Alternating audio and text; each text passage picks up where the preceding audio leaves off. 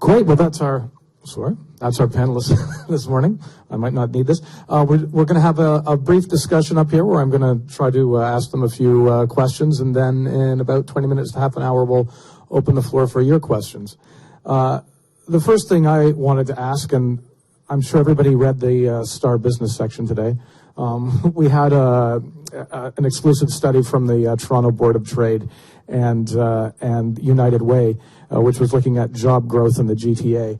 And to me, the most fascinating thing was, as a economic sector, service industry was, certain service industries were the biggest area of growth.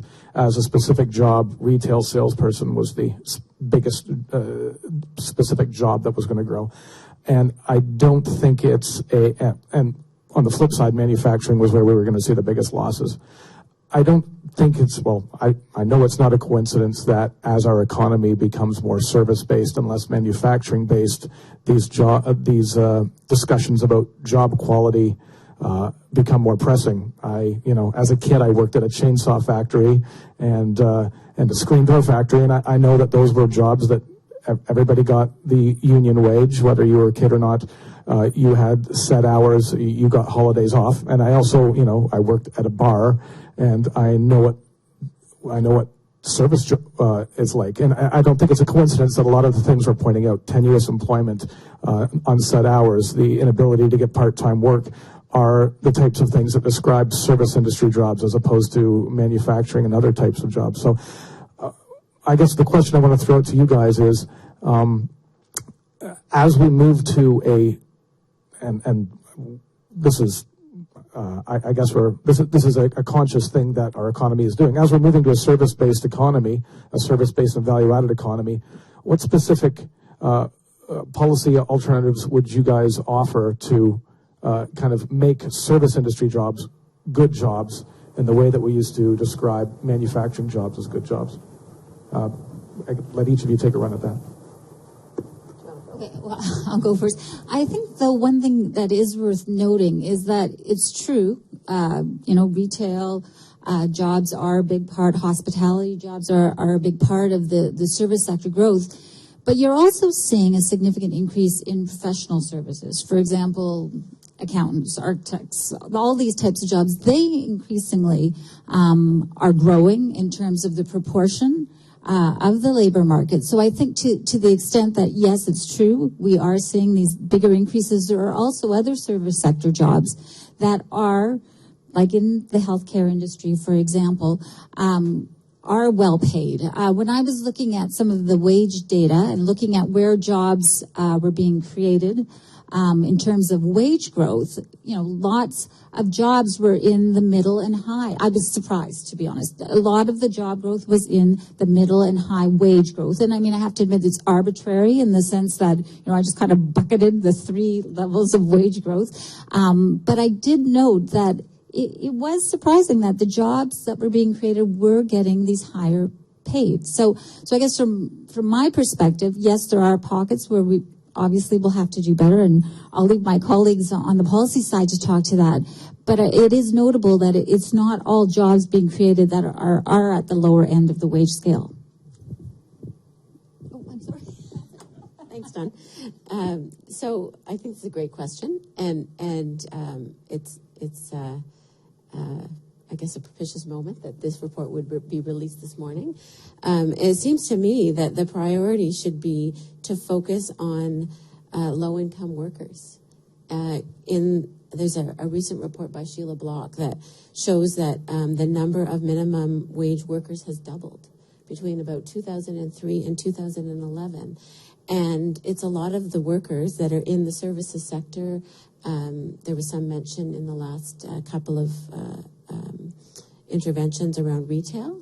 Those are the very sectors where the kind of exemptions that I was talking about are prevalent. So restaurant employees, for example, have to work 50 hours, not 44, before they gain access to overtime, standard overtime provision. So it seems to me that it's exactly that trend in terms of the growth of services that the Star documents this morning in its reporting that calls for the kind of action around eliminating unprincipled exemptions. And it also responds to what Andrew was talking about in terms of the situation facing youth, because youth end up doubly disadvantaged because they might be engaged in post-secondary education and therefore not able to access certain types of protections under employment standards, my focus today. And at the same time, they're in those very industries, in the service sector, in retail, et cetera, where there are a series of exemptions. So it seems to me that this speaks exactly to the importance of providing more resources to public servants to enforce employment standards, but also considering their scope, considering the fact that there's a disjunct between what we assume to be a decent job. Jim has tried to suggest what the profile of that decent job should be and what jobs look like, and therefore there's a mismatch in the policies that we have. They're somewhat outmoded. Doug, you never gave us the full CV. You started out in a chainsaw factory, which was decent work, then the bar, which was kind of lousy work. Then you ended up in a newspaper, which is a really shitty job. It's just been downhill. I think, yeah. So you should have stayed with the chainsaw factory. It closed and moved to Mexico, sadly. That's a technical term, by the way, in economics, shitty job. I can define it later. Well, the structural change is part of what's happening. There's no doubt about it. And I think it's an enormous mistake for Canada as a whole to just let manufacturing go. You know, there's a view out there, just let it go and we'll do what comparative advantage says we should do. And there's lots of reasons why it's very dangerous for us to rely purely on resource extraction as our main tradable good, not just because of the impact on jobs. Just look out at the world oil price today, which I also read about in the Toronto Star business section. So the erosion of manufacturing jobs, which traditionally were considered a decent quality job, has very much contributed to the polarization of job quality. Although I hasten to add, not every manufacturing job is a good job, and there's nothing inherent in manufacturing that says it's a good job. It's useful for us to go back and say, why did manufacturing jobs come to be seen as good jobs? And it did have a lot to do with the regulation of the workplace, unions and collective bargaining, and productivity in those workplaces. So maybe we can apply some of those lessons in the service sector, which is where most jobs are going to be. There's no doubt about that. So how do we transform lousy jobs into good jobs in service sector? I think through similar things. And Leah mapped out the role of employment standards in that. I would map out unions, collective bargaining. I would also map out training and in a way the development of careers in service sectors rather than viewing the labor input as a throwaway productive input. Think of in Europe again, where working in, say, hospitality or retail is not necessarily considered a McJob. It can actually be seen as a career. And you actually have an apprenticeship and training program to train people, not just to slop the coffee on the table, right? But to actually treat it as a high-value occupation so that it then becomes seen as a legitimate career rather than just a McJob. Those are the ways that we'll try to make sure that service work, which is going to be the majority of work that we do in the future, is decent work. Well, I heard the head of the United Way on the radio, so I caught a bit of it. I didn't read the article. But I think it's necessary to name what's happening. We've created an underclass in Ontario with low-wage work, be it temporary foreign workers, be it racialized persons, be it young people. This is a result of a very conscious strategy that has been taken over decades. So I think for a large part of the population, in these jobs, they're in a very bad spot. And I think we need very conscious strategies that address the realities of low-wage work. I think, as I alluded to in my talk, that a guaranteed annual income would be something to look at, because increasingly I don't think we can create enough jobs for the number of people who are looking for work. And I think that's going to be true going forward, looking at some of the technological advances that are on the horizon. I'm unconvinced that we're going to be able to create enough jobs. So, at some point, we're going to have to decouple the ability to obtain the necessities of life from laborism. And that's the reality that I think we're heading towards. I think it's somewhat controversial, but I've read a lot on this subject, and I'm convinced of it. I don't know if Jim or Leah or Don would agree with me, though.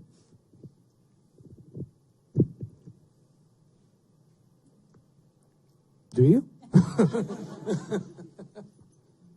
On the guaranteed annual income in particular? Yeah.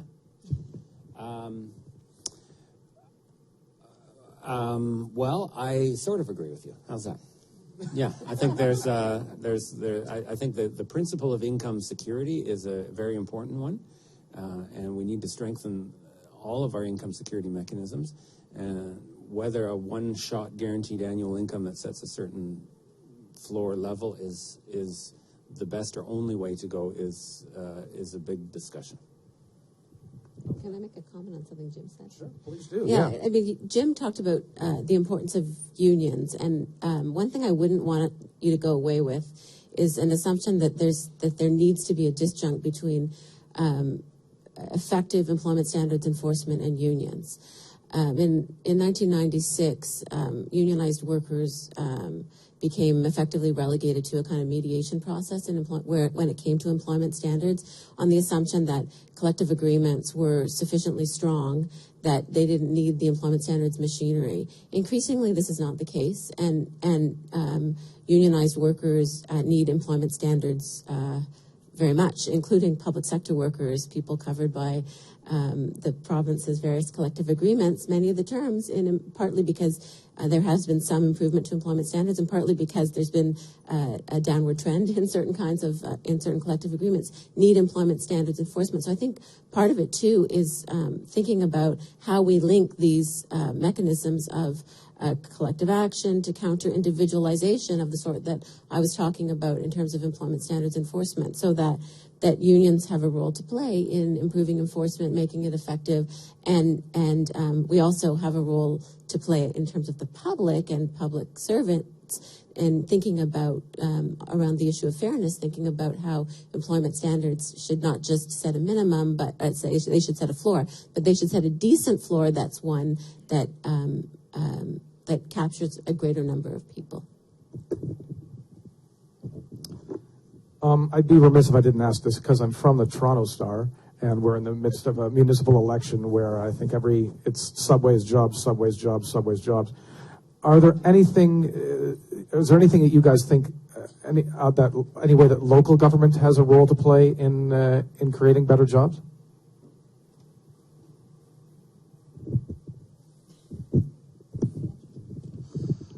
Well, a couple of points. I've reviewed Tory's and Chow's employment strategy. I don't think either is terribly good. But that being said, the role of municipal government, I think around infrastructure and, in some of the projects that are going to be implemented in the future, I think there's a role there for government to replicate what we've seen with the Crosstown, with the community agreements benefit, where it sets aside a number of jobs for local people in the community. I think, one thing that could work is setting aside a quarter of the jobs on any provincial, municipal, or federal infrastructure project for young people as a means to, get them into to the labor force. I think that's quite powerful, and that's been discussed by a number of groups. At the local level in Toronto, what you're seeing, within the city of Toronto, they're using a tremendous amount of unpaid internships. Within city council, there's a workfare program that the city of Toronto uses, and there's a shadow workforce there made up of I think a couple thousand people. At the same time, they're not filling jobs. So there's 2,000, jobs that are waiting to be filled that the Ford administration has refused to hire for. So I think, that's something that we need to remember too. There's quite a bit of precarious work within government itself, especially in the Ontario Public Service as well. Some of the stuff I hear about is mind-blowing. I think, Doug, that municipal government can affect both the quantity and the quality dimensions that I was talking about at the end. On the quantity side, of course, you have your own hiring as a city government. It is an important employer in the community. And I think the logic of austerity, that the government must downsize, reduce costs, reduce taxes at all costs, is quite wrong, and we have experienced that in Toronto. So I think changing direction on that score. And then, of course, the investments in infrastructure and transit and other infrastructure would be enormous job creators on the quantity side. On the quality side, the city can play a role in terms of lifting the standards of employment within its own operation and leveraging higher quality work in any suppliers, contractors, construction projects which the city is undertaking. Andrew mentioned the community benefits agreement approach, which I think is very promising. In fact, Kathleen Wynne came and spoke to our Good Jobs Summit and said we're gonna try that CBA model to all provincially funded infrastructure investments as well, to make sure that the communities that raise the taxes to pay for these things get a good share of the benefits in terms of numbers of jobs and quality of jobs. Also, I'm very intrigued by the whole living wage idea. Some communities in BC have been pioneering this, where not just the city in its own employment, but also its contracting and service suppliers would commit to certain thresholds around living wage levels. That would be another way to improve the quality of work associated with the city. Just one thing on the community benefits agreement. It's no cost because you're not spending any more money to hire the young people. And it's also the idea that the Conservatives have shown interest in recently. So it's a policy idea. Just a couple footnotes and my 2 cents. I would say that the municipal government has a leadership role to play in setting fair wages. Historically, Toronto's had a fair wages policy, and that kind of mechanism could be leveraged in the future. And that's what the kind of anti-wage theft, living wage movement type of initiatives have drawn on. And just a larger role, I would just echo what Jim says, for public procurement. I mean, if we're granting if there is to be privatization and we're granting private sector organization contracts, then ensure that there's fairness in those contracts, that they set a reasonable floor. But there's no question that the municipal level can be used as a really important point for ensuring that there's decency and fairness in wages, and be a model for other areas of government. Yeah. And I think that the idea that you are having youth be a key part of a program would be beneficial. We look at some other economies where they do have apprenticeship programs, seeing a much more successful integration of young people into the workforce, because that is their education essentially. So to the extent that we can take advantage of this, I would think that's a step definitely in the right direction to tackle this issue of youth unemployment and easy integration into the labor market. Great. Do you want to, should we open? Okay, one more. All right, that's great.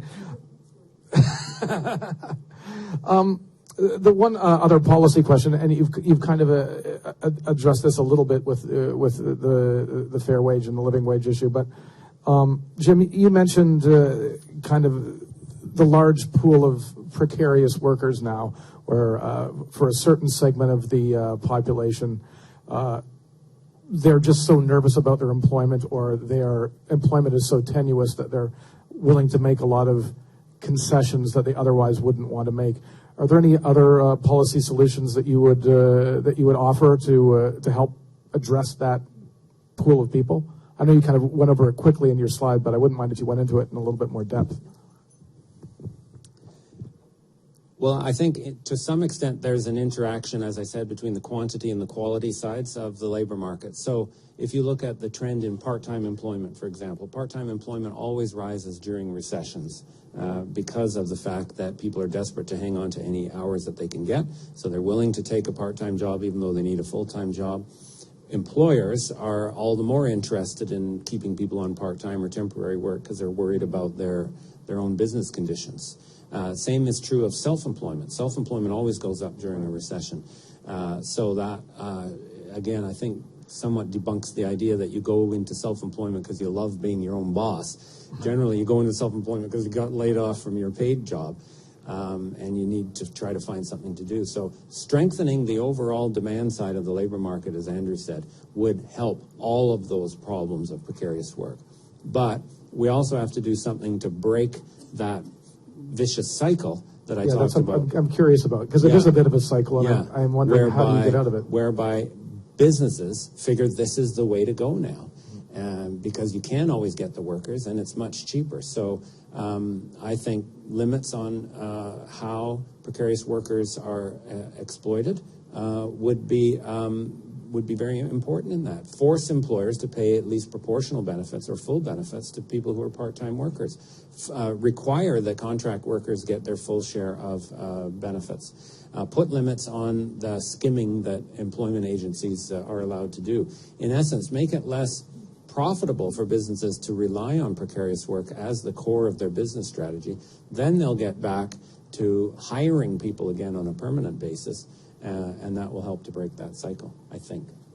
I just wanted to add that a metaphor that I often use in my own work is that if you plug one hole in a leaky boat, then other leaks tend to emerge. And the situation in Canada with certain forms of non-standard employment that are defined by dimensions of precariousness, like own account self-employment, not by choice, or not self-employment by choice, or temporary agency work, etc. What has happened at a regulatory level, it seems to me, is that there have been efforts to plug individual leaky holes, but not to shore up the boat.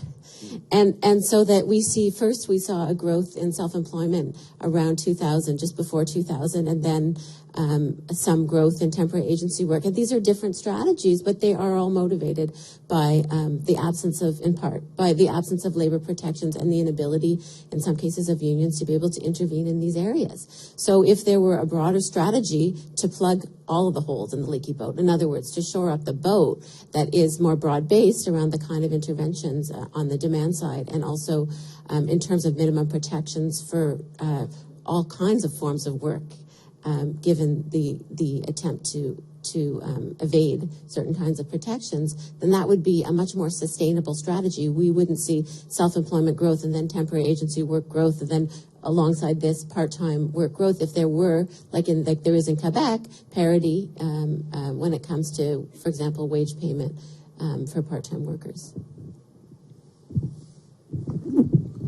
Well, just to pick up on Leah's point, in some of the law reform work that I've done on the internship issue, it's alarming the short-sightedness of the bureaucrats within government. If you bring a problem to them, they'll address it, but there's no thinking about the larger picture. And to me, and I think everybody else here, is you really need to take a holistic view of labor market protections and not just go after narrow issues. On the bigger question, I think we need to deal with the state of the social safety net, because right now, if workers if they leave their job or quit, they have no ability to access any income protection. So I think addressing EI reforms or looking at a model such as Denmark with flexicurity, is that? Yeah, that's it.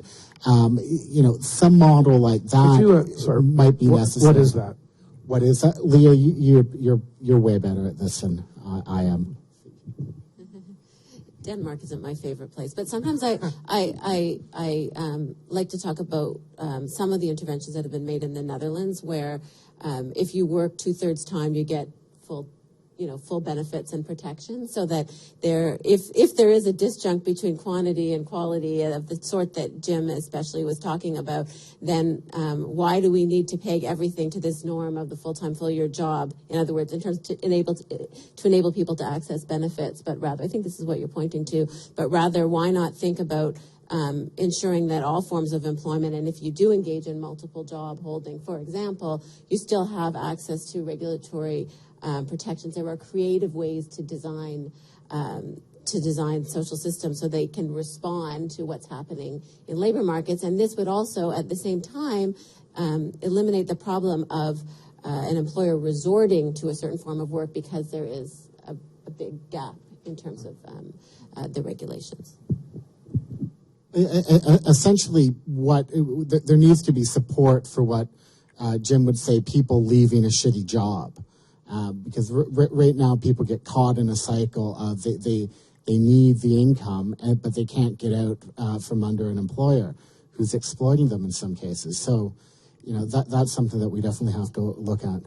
I was going to say on employment insurance would be an example of this. So in the late 90s, as we know, employment insurance became available to many people holding part-time jobs, but it remained pegged in terms of the hour system to the norm of the full-time, full-year job, so that you could be paying into employment insurance, as we all know, as a part-time worker, but it would take you the equivalent number of hours to qualify, and therefore it became much more difficult for part-time workers to qualify, and their level of benefits, of course, was pegged to this norm, as well as the duration of their employment benefits. Meanwhile, the labor force has become characterized much more by forms of employment such as part-time work. So there was an attempt, a recognition that we needed to cover these workers, but then the system was not redesigned so as to allow maximum protection for workers regardless of their form of employment.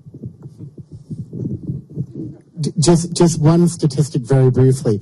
One of Jim's colleagues, Angela McEwen, put out this statistic. In Ontario, 7% of young women can access EI once they leave a job. That's an absolutely shocking number. It means that for part of the population, based on a gender dynamic, they simply cannot access one of the key parts of the social welfare state, which is, I think, horrible, and I think quite a telling statement of where we're at. I won't.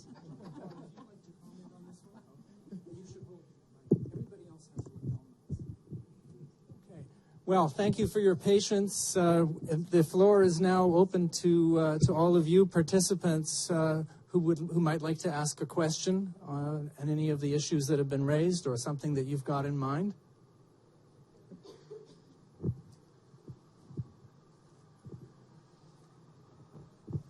Uber came up in one or two of the presentations. And I guess that's something that I think the term used is the sharing economy. It's an example of a job in the new sharing economy, as would be any employment through Airbnb. And I'm just wondering, is employment like that captured in any way in the official employment data? And if not, do you have any sense of the scale of this new sharing economy or what the scale might be in the next decade? They should be on. Go ahead.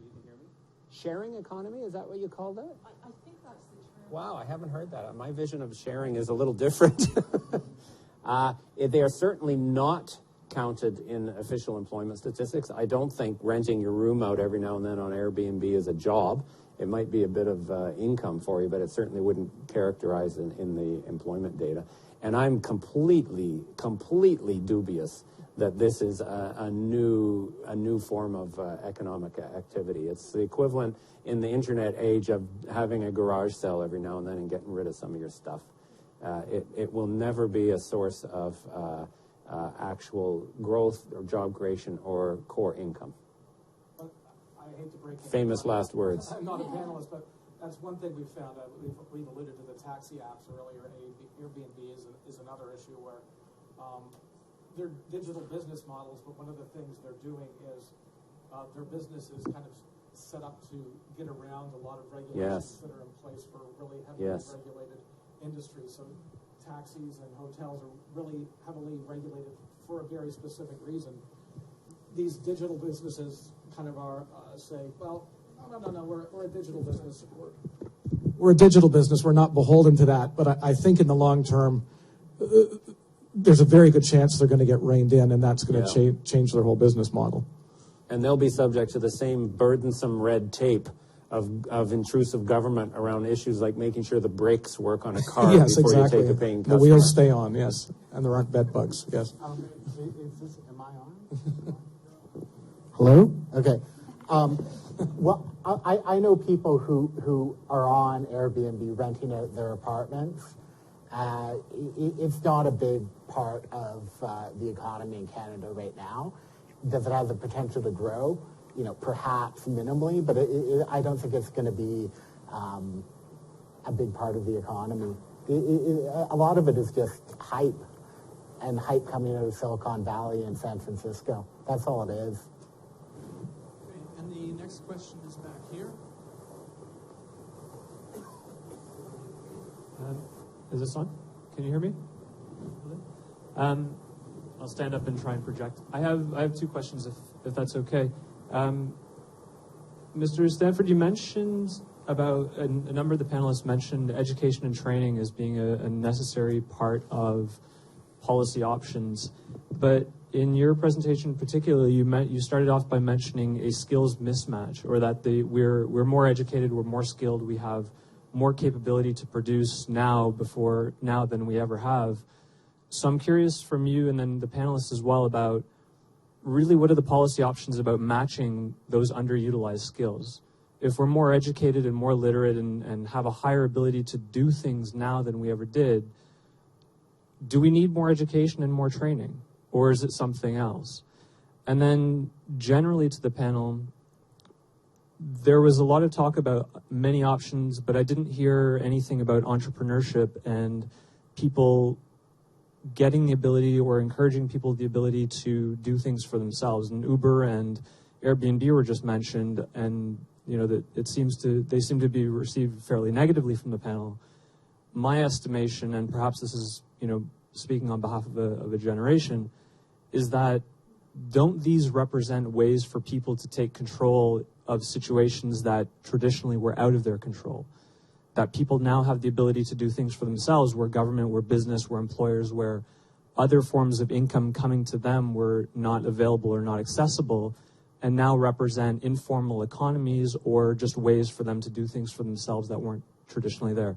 So I'd like, media, banking, academics, unions, and legal to tell me about entrepreneurship. Why is that not something that was discussed today? Thank you. Well, I'll start on the skills mismatch issue that you directed at me. I actually was trying to kind of debunk the idea that there's a big structural mismatch that's holding back Canadians from filling jobs that are available. In reality, there are almost no jobs available. So I guess you could say in a way there's a mismatch because we've got a lot of unemployed, highly skilled people out there who obviously aren't using their skills. But the key factor there is a shortage of jobs. I do believe that there's an enormous vacuum in terms of a genuine youth employment strategy to help people coming out with all the skills actually find their way in the labor market and find a position that is appropriate for their interests and their training. And Canada is abysmal. We don't even collect basic information, let alone provide the supports that young people need to get that job that will use their skills. And we've got an enormous amount to learn from places like Germany on how we could do that. I'll take a stab at all of that. Can people hear me? Yep. Okay. Okay. Well, first on the training side of things, in terms of policy, I think we need to do a much better job of matching up how we're training people, what we're training them in with actual jobs. And let me use an example. The case of teachers in Ontario. So over the last 10 years, we've produced tens of thousands of more teachers than we needed. And that was, I think, a critical policy blunder on the part of the Ministry of Training Colleges and Universities. We need to get people into government who understand how labor markets work and who can do proper forecasting. I'm not convinced that there is that capacity within government right now. So that's a really big problem. And something that could be done is enacting workforce development boards at the local and regional level that can identify these gaps and where skill shortages exist and can actually match up training with jobs. We really do need to focus on demand-side solutions and get away from this supply-side fixation. On the point of entrepreneurship, I do think entrepreneurship is very important, but it's not a silver bullet for the situation that we have on our hands. Most people do not want to be entrepreneurs in our society. Most people want jobs. So we have to focus on job creation. The apps like Uber or Airbnb, what these are attempts to get around regulations. That is what it is. And does it let people, take control over the situation? No, I don't think. I think it is a pathway to low-wage, precarious work. In the case of Uber, you just have to look at the New York Times articles on Uber and what's happening there. Going out and driving at 4 o'clock in the morning, somebody to the airport, I don't think is a lifestyle that many people want. So, entrepreneurship, yes, we need more training in it, but it's not a silver bullet. I'll just throw in something as well. We did a series, I guess, last year when the alleged skills gap was a big issue, trying to nail down, is there a skills gap? But one thing we found was it was shocking how little data any level of government was producing on it for as much as everybody talked about it. But the other thing we found was when we put it to government, when we put it to educators, and when we put it to private industry, everybody kind of blamed the other two and said, well, they're not working properly, so we can't match up the skills we're producing and the jobs we have. There are other countries, I believe, although I could be wrong because we did this a year ago, that Germany was one that was a lot more aggressive in terms of the employers were linked into the training and education system so that the employers said to the educators, these are the types of jobs we need, and would actually actively work with the educators. The educators in government and private industry would all partially fund the training so that when people came out of training programs, they were actually trained for the jobs that were there rather than kind of the freelance, I'm going to go to college for this and hope there are jobs with that particular skill set afterwards. It kind of got into the demand side a lot more. I mean, there might be concerns about private industry being that involved in education, but it certainly was something that addressed some of those gaps. In terms of entrepreneurship, I totally agree that entrepreneurship is important, but I do agree that perhaps the examples of Airbnb and Uber were maybe not great examples because of the whole business model being based on regulation. But certainly there does need to be a lot more entrepreneurship. But kind of as Jim had mentioned earlier, there are a lot of people who are self-employed, and they're not self-employed because they want to be entrepreneurs. They're self-employed because that's the only job that's available to them. So entrepreneurship definitely does need to be promoted, but there also has to be some recognition that not everybody who is an entrepreneur is one by choice. And on the entrepreneurship, issue, when we look at small and medium-sized businesses in Canada, obviously a very big engine of growth for the economy, creating 54% of private sector jobs. So yes, I think that is an area where we need to continue. These are innovative firms. These are firms that some of them grow remarkably fast in the early parts of their existence. And when we look at what happened during the recession, certainly small-sized firms, they contracted. Bigger contraction, though, on the medium-sized firms. These were firms that were small and were able to expand during the pre-recession period. Then the recession hit, they had to scale back significantly, and they are rebuilding right now. So this is an area where you would expect to see job creation come. But again, it's the small businesses that are leading the way, and these are, all over the place, whether they're in Kitchener-Waterloo, for example, with all kinds of tech companies. It is the engine, I think, of growth for the labor market as we go forward. I could add something. I would just say, I guess, echo the comments of my co-panelists and say that on the one hand, control is a really good. The independence, creativity, control, all these notions that are associated with entrepreneurship are very positive in terms of people's well-being and enjoyment of work, etc. But the quality of own-account self-employment is not an argument for, in terms of the data, the numbers on this is not a good argument for entrepreneurship. And the growth of small firms is something we should certainly be looking at, and we should be, I would argue, thinking about our policies in relation to the growth of small firms so that there isn't a mismatch in terms of employment standards regulation among small firms, if these are medium-sized firms, if these are going to be the engines of job growth. But I would be quite cautious about promoting entrepreneurship not by choice, which is what certain kinds of programs like the self-employment assistance program that's attached to employment insurance that doesn't provide employment insurance at the end of it. If you opt to choose it, when you become unemployed, you basically take the risk of being trained to be a self-employed person and then not have employment insurance at the end of it. So if we're going to go in the direction of promoting entrepreneurship, it's pretty important that we think about how our regulatory architecture fits with a growth in self-employment. Thanks. Next questioner is here. I wonder if the panelists could comment on the issue of today's wisdom that the level of debt and deficit, particularly for provincial governments, I'm not talking about the federal for now, is unsustainable, and the need for restraint, particularly on public sector compensation. As a result, we've had a number of years now with little or no wage growth in a big sector of the provincial economy.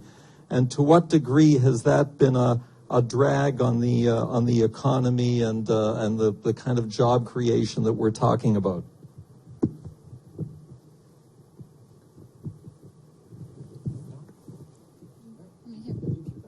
Oh, I should. Okay. Well, I think when we look at debt and deficits, one of the byproducts of running very large debt levels, of course, is that you do have to pay more to service that debt. You have to entice people to want to buy your debt if your credit rating is not as strong as others. And I think in the mid-90s, that's certainly something Canada became all too familiar with. We were paying significantly higher interest rates to have foreign investors buy our debt because someone had to purchase it. And they were paying, 300-400 basis points over the same is in the United States. So, I think that is something that when we look at, it's fine during those periods of stress where the governments had to certainly step in to help the economy, to resuscitate the economy, which was under significant downward pressure.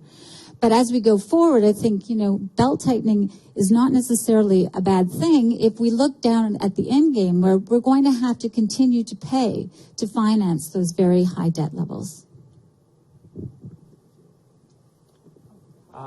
The one bright side is the fact that interest rates are so low that, ironically, even in Ontario, total debt service charges have actually declined, even though the level of debt has grown during the recession. So that is one thing that's limited the negative effect of debt.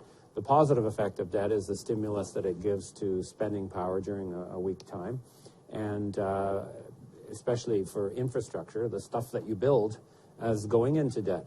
And I always find it curious that, we accept that a business should borrow money to finance a big investment that's productive and creates work. Households should borrow money. If households stopped borrowing money, we'd all be wearing barrels today because you have to borrow money for a house or a car, and it's a good thing they do. Yet there is this kind of phobia about government debt, even if it's used to finance a productive, long-lived investment. So I think there's a bit of a change in that, because people are looking at the profound weakness of business investment. They are understanding that government is going to have to play a leading role in promoting job creation, not just in a short-term stimulus sense, but more in the sort of long-term build the St. Lawrence Seaway sense, you know, of our earlier decades, where you actually have years and years and years of major public investment playing a crucial role. I think that's what we're headed into in the next little while. Okay, I think we have time for 2 more questions. Thanks to all the panelists. I'll try to make mine quick. I guess this is directed more towards Jim and Don, since I work with Leah and I work on issues very closely related to Andrew. So I'll have a chance, I guess, to talk to them. But my question is, you know, over the past few decades at least, we've been under the assumption that Canada is transitioning to a kind of knowledge economy. And that's the orientation, certainly, that I think a lot of young people have, that we should be going into post-secondary education and continuing on with our post-secondary education for any number of different reasons.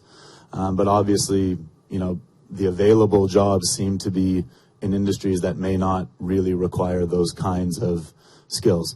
And on the policy front, there's been a sort of attempt to short-circuit some of the foreign migrant workers coming into Canada. And of course, Alberta is the first province to yelp that that's kind of reducing their ability to produce in their main industries. So my question is, are we overproducing certain kinds of skills, and perhaps people aren't going into jobs because they don't want to move to certain places, they aren't interested in certain types of occupations, and perhaps aren't interested in working in jobs for which there's environmental damage and environmental costs involved in their employment? Well, I guess it's true that we are talking about a knowledge-based economy. I do think that in the province, when we were looking at some of the data, it did seem that was the investment technology industry was one of the growth areas for the economy. So I think that is true. We're still going to be reliant on natural resources. It's sort of a foregone conclusion. I think even there we're seeing where Ontario companies, just as an example, are creating machineries and technologies that can be exported to the Western provinces, for example, or out east, where some of these natural resources are. So yes, that's true. We looked at the numbers from Statistics Canada on it's called the National Graduate Survey, and they looked at people who had graduated in 2010 and wanted to look where were they in 2013.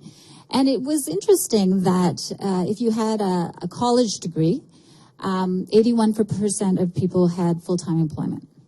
If you had a BA, I think the number was up to 84%. And if you had a master's, you were looking at 87% full-time employment. So it does seem to me, if those statistics are correct, that, you know, if people are looking at getting these degrees, they are finding work in Canada's economy. So I do think from some perspective that is working. And if we have moved to a greater number of graduates that are in knowledge-based industries, to some degree it is working. I'm not saying that it's a perfect match, but I do think we are having some success with respect to that. I think that data it was considered to be no good because it's looking at a 3-year time span when all the previous data sets were 2 years apart. I've read it. One thing I would say about university jobs and people with post-secondary education is that a recent study coming out of Ontario and from the Council of Ontario Universities showed that wages for university graduates are stagnating.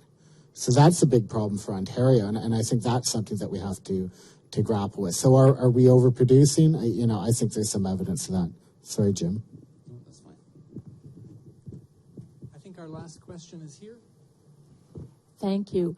No one has mentioned the underground economy, our cash economy, if you will. And I'm wondering if it is part of the problem or if it's just a distraction in the discussion about jobs. And if it is a real issue, then are there policy approaches that we can take to move jobs from below the line to above the line? Well, I wouldn't talk so much about the informal economy. I don't think I need this, but rather look at sort of the process of informalization that is taking place. So I think you're talking about absolutely unregulated work. Of course, all work is regulated to a degree. If you're a street vendor, then you're regulated by the provisions around where you can stand. But I would pay greater attention to the growth in precarious employment or forms of work that lack the degree of regulatory protection that other forms of work have. So I wouldn't say that I would have a huge focus on the underground economy, though some might argue that the growth in self-employment that we saw in certain areas is about an attempt to escape regulation. And the reason that the federal government, especially in the early 2000s, was concerned about self-employment in part was the potential revenue loss that it would generate in terms of taxation and such. So, these things are not absolutely disconnected, but I would devote greater attention to processes of casualization in the so-called formal economy. Just a comment on that. I think the informal economy and working below minimum wage, I think it's becoming a bigger and bigger problem for immigrant communities and some racialized communities, but I haven't seen any good research on it in a while. I don't know. Is anybody looking at it? If we talk about unpaid wages or working for insufficient minimum wages, I wasn't referring to that when I was talking about the informal economy. I thought you were talking almost exclusively deeply underground, but absolutely there's growing evidence that people are working below minimum wage, and even just the evidence that the number of people that work for minimum wage has doubled between 2003 and 2011 is an indication of that. But I think the question was more about so-called underground.